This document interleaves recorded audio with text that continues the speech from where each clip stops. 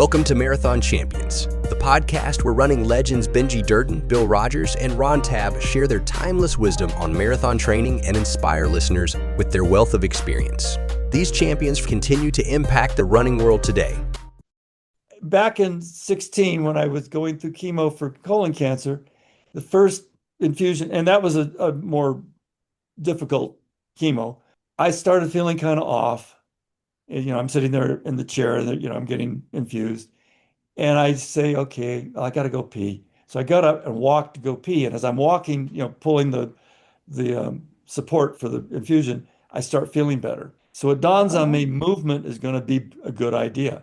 And so I initially, because I didn't know what was safe to do and what wasn't safe to do, I would go for long walks during that chemo.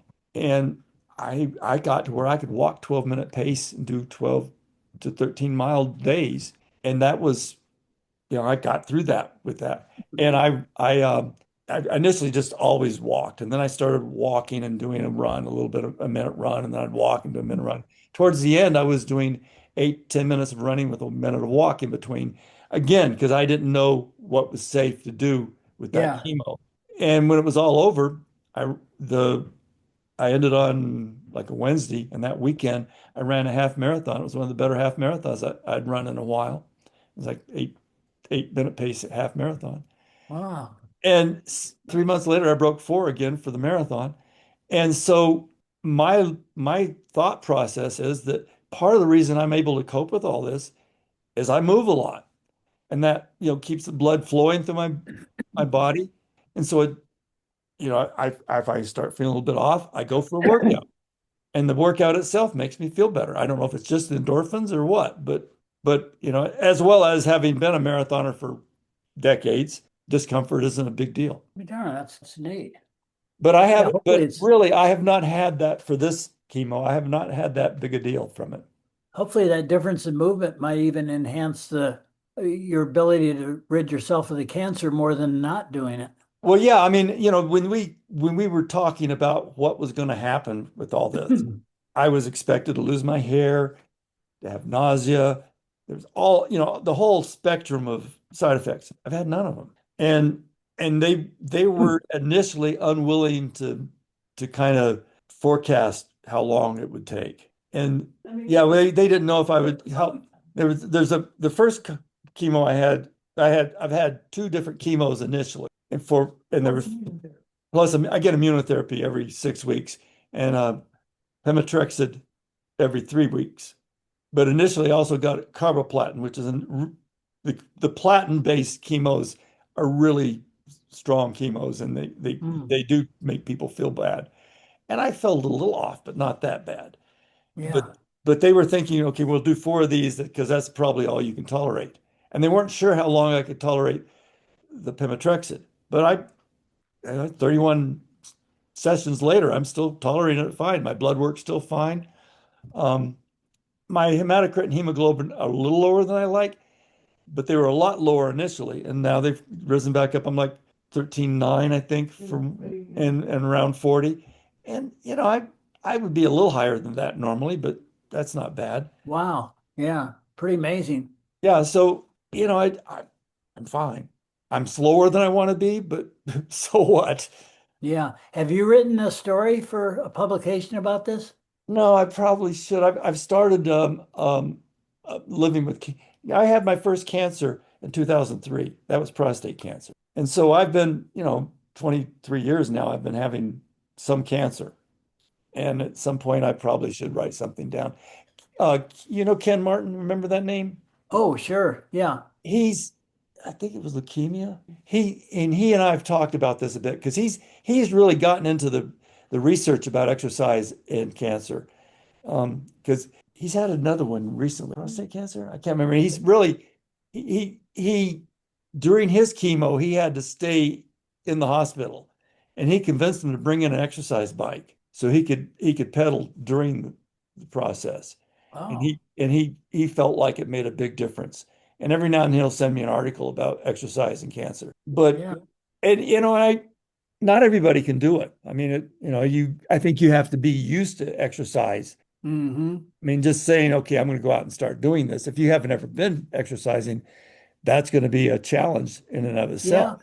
but maybe there should be more consideration if you're not an athlete or haven't been through this. Maybe instead of just tolerating this, maybe you go out and walk Oh during yeah, the well, that's thing. how I I mean, started. maybe there's an underestimation on the part of the medical community that Yeah, I I don't I know. don't know that there's any the medical community doesn't look at prevention as well as other ways of coping that much. It's not something Yeah, that's researched as much as it should be. I yeah. mean, exercise is a lot more important. I've been seeing more studies lately. In fact, I saw a study, I think last week. Initially they were saying like 3 half-hour workouts a week was aerobic workouts a week was sufficient. And now they're calling for, I think like 50 minutes. I mean, what am I, 500 minutes a week is sort of more the need. Mm-hmm. And which is quite a bit more than three 30-minute Yeah, workouts. But we're designed to be sedentary. yeah, Um, our lifestyles promote sedentary behavior, but it wasn't what we were designed to be. And part of the reason I think I'm still functional is I've been active for 60 plus years. I mean, hmm, I started racing in my first 5 minute mile was in 66. So I've wow, been racing, and I started racing before that, but that was my first 5 minute mile. And I've been doing, even when I was working more and racing less, I still ran. And because I was able to, yeah. which is I'm fortunate in that I was able to. And I'm fortunate that Amy and I do this. We both like it. We both have been crazy. I've got 137 marathons, and what are you, 150 something? 153 marathons. Holy Toledo. How about Jeff was up there over 200, wasn't he? Don't know. I don't know. I don't have a clue how many he's done. Oh, of course, I think his are probably most of those are walk run type things or running with people that he kind of quote Yeah, coaches and stuff. yeah. But that's you're still, I've got, what is, she's 150, I mean, 1,500 now. We've got a friend that's got like 1,500 marathons. Wow. We have friends with even more than We have friends with even more, but she's a pretty close friend. We actually, when she was doing her thousandth, we went and ran at the marathon when she was doing her thousandth, so we could be there for her. Whoa. And Now, is that in large part due to walking for a yeah, lot there's of? a fair bit of walking in it. Yeah. Know that there's any reason you would have ever heard of. There's a group called Mainly Marathons that puts on 4, 5, 6, 8 marathons across multiple states in 4, 5, 6, 8 days. Oh, So she has done a lot of those. Her work is she's because she might be 50 now, but so she's still working, but she's able to get She's an away. accountant. Yeah, she's an accountant, so I think she can do it from the road. But yeah. But yeah, I mean, it's become sort of a crazy but consistent thing. There's people that do these, like Amy's talking about, mainly marathons. They'll have a location that's sort of central to like several states, and they'll move from one state to the other. So that people want to get all the states or do multiple. We've done a marathon in all 50 states plus DC, and that's something Yeah, that Nate. people, Yeah, I'd read that. yeah, people want to achieve that. And I was able to do all of them under 4 hours. If I'd started when I was younger, I could have done them all under 2.5 hours. But Yeah.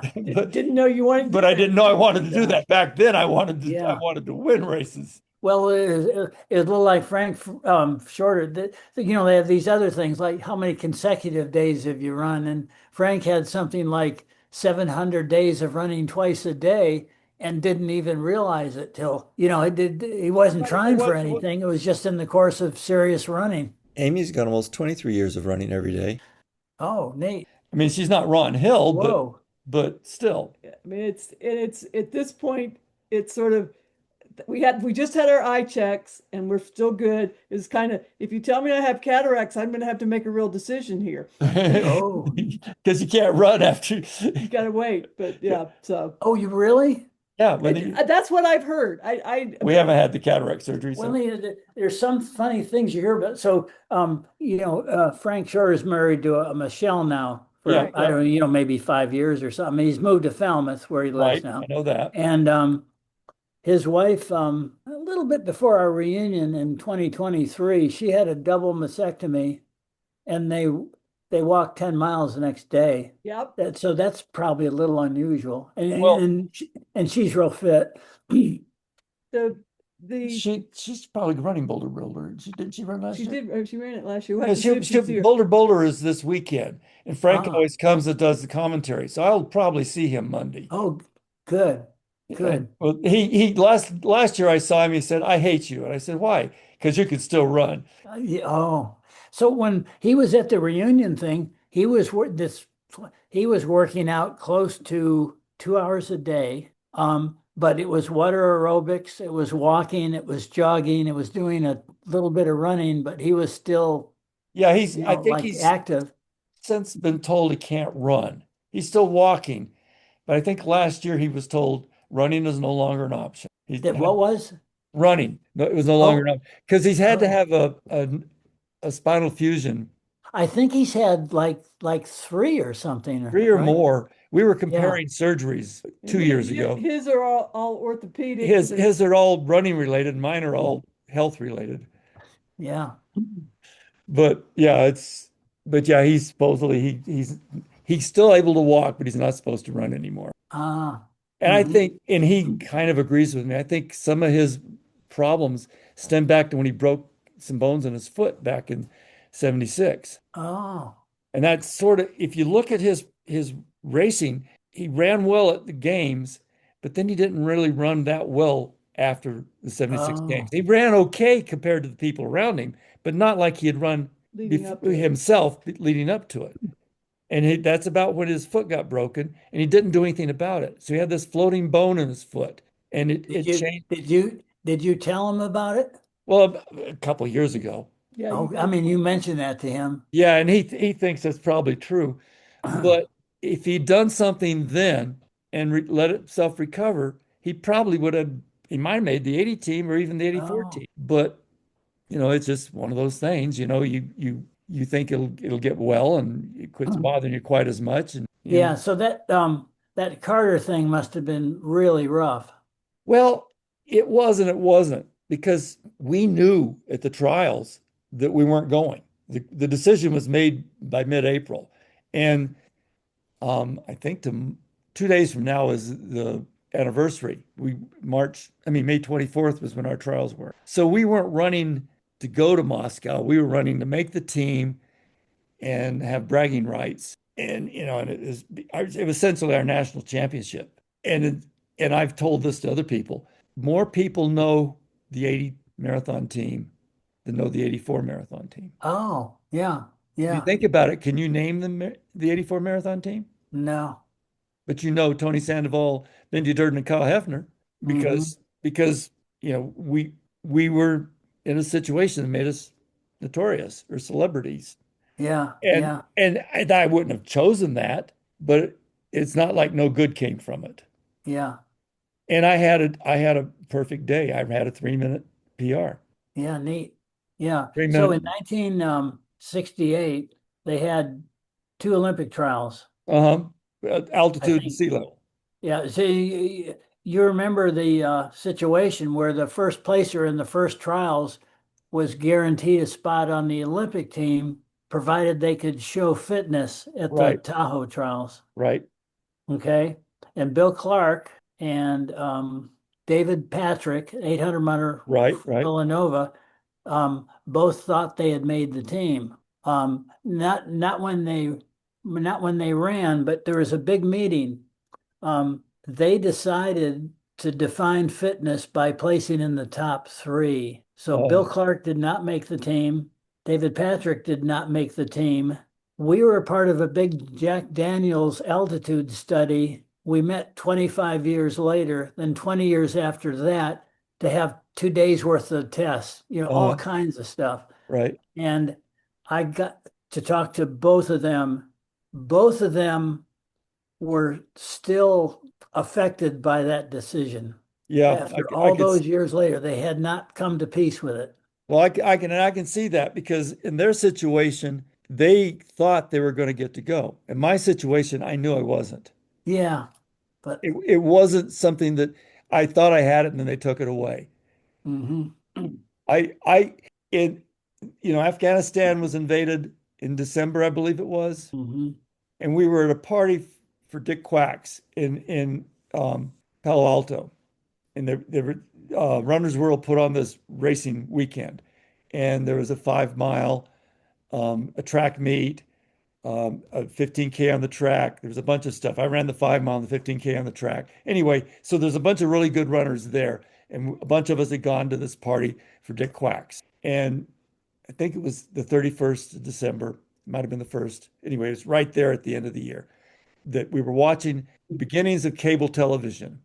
And they were showing us stuff about the invasion in Afghanistan. And I said to the group, you guys watch, we're not going to go there. So I had predicted it at the Oh, beginning of the year. wow. And everybody told me I was nuts. Well, I mean, that turned out to be a good prediction. On the other hand, the Olympics ought to be apart from that Well, yeah, kind they of should stuff. be, but I knew that, politics. I mean, the Africans didn't get to run in 76 because of the All Blacks competing against I think it was the Springboks. Anyway, the South African rugby team, Yeah. and neither one of them were Olympic sports. Hmm. But so the African countries boycotted Montreal. I mean, and then Russia boycotted, or the Eastern Bloc countries boycotted 84. Yeah. It's not a good thing. And right now, the Russian athletes, but because of drugs, they're banned from competing in Right. most sport because of the drug. And they did some serious drug issues. Do you remember Krasnikova, the 800 Who? meter Krasnikova, the 800-meter runner from Czechoslovakia? I don't think so. She still holds the world record. Yeah. Okay. Okay. I've got it. Yeah. And so in 77, I was in Switzerland and I had an accident where a big rock hit my knee. Oh, yeah. I And had read about that. and anyway, so I'm in the hospital. So that was amazing that your knee recovered from that Oh yeah, they eventually. told me I'd walk with a limp and never be able to run again. Yeah. Totally wrong. But anyway, I'm in a hospital. It's sort of a dorm room where, I'm there and they're trying to deal with Mhm. my knee and they've got a track meet on. So I'm watching the track meet and they're going around, and it's a 400 and they're introducing each runner as they go around, and they come to Krasnikova and I'm saying, why is a guy in this woman's Yeah. race?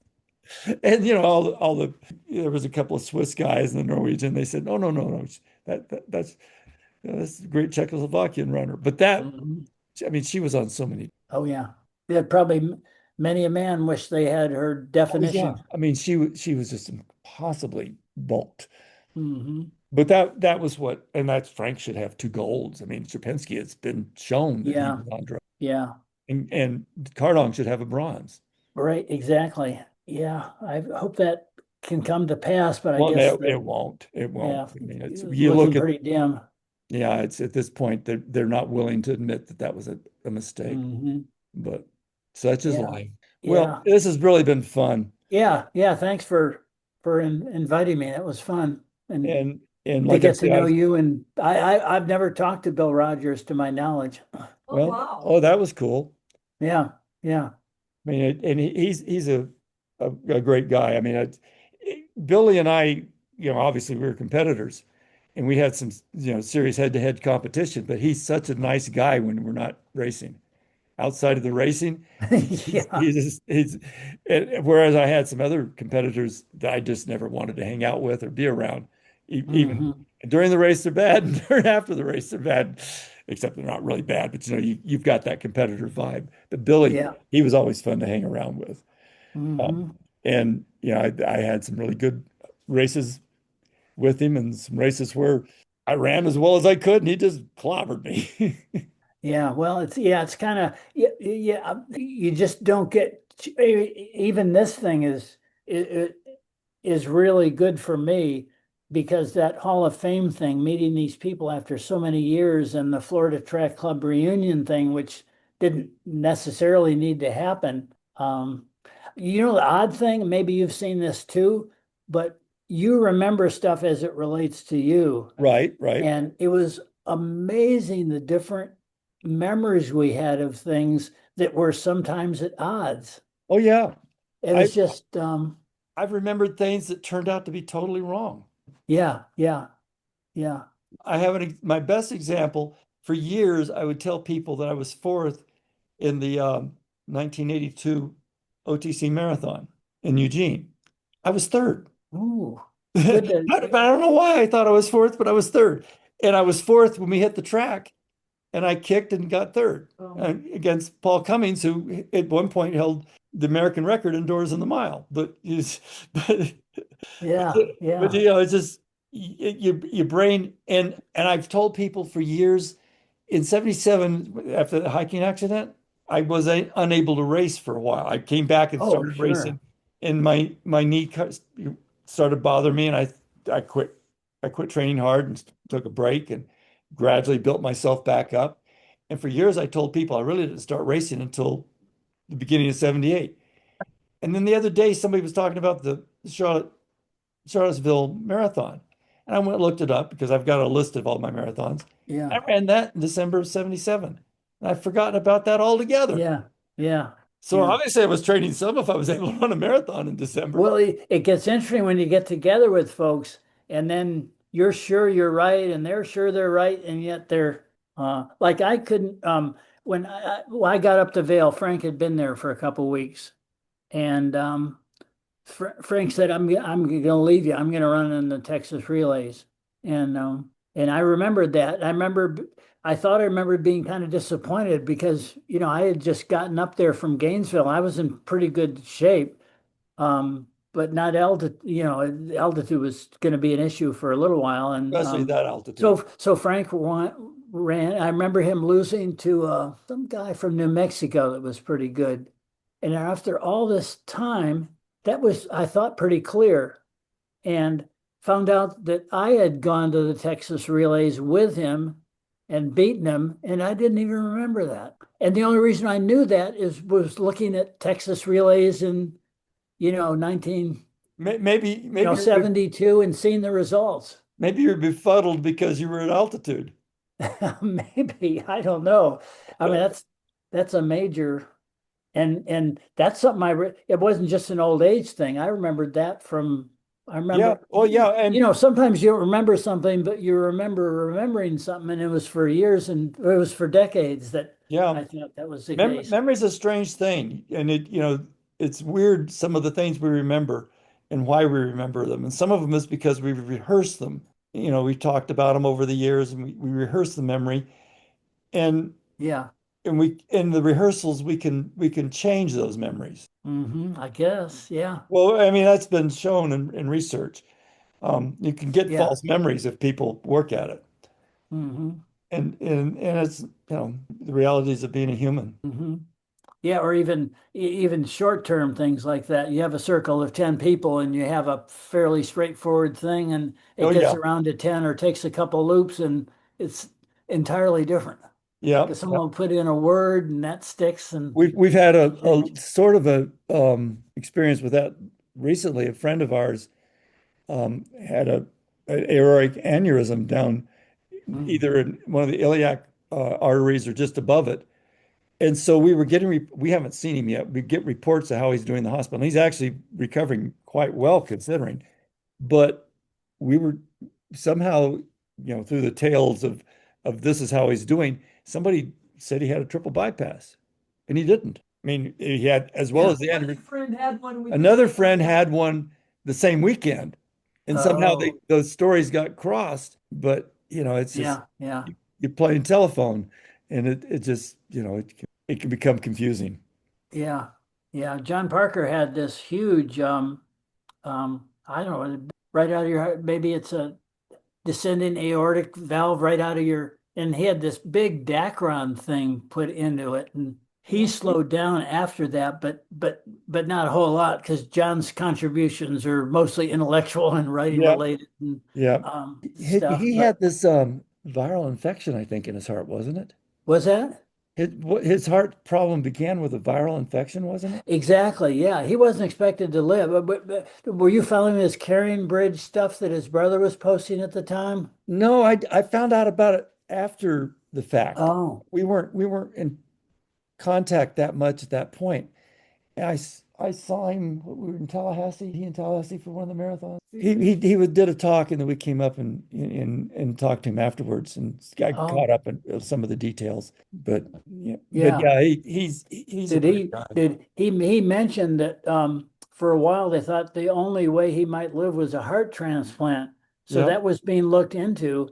And of course, there's more people needing it that get it. And yeah, there's a lot of considerations. And one of them is age, yeah. right? So he wasn't going to get it. But you probably remember more about his story than I do, but it was not looking good for quite a Yeah, while. it was. He was in the hospital. And he ended up owing a lot of money, and he's paying a little bit at a time on that hospital bill. Oh, Something he'll probably never pay off. wow. Yeah, I can't imagine how much that would cost. Well, yeah, I mean, what are we thinking? I'm over $1 million in my health. Oh, well, that just last year. Yeah, and just the last year, my billing Billed. billed for my treatment has been over $1 million. Of course, I'm on Medicare, and Medicare doesn't Wow. pay the full price, but still, the history of my cancers, I've probably $2 or $3 million in medical costs. Good grief. Yeah. But fortunately, for the first one, the prostate cancer, I had health insurance, and for the colon cancer, I had health insurance at the beginning, and when it got really, after the surgery, the chemo was on Medicare. Well, it's really Yeah, well, been thank fun. you. Nice to talk to you. Yeah. Bye. Good. Bye-bye.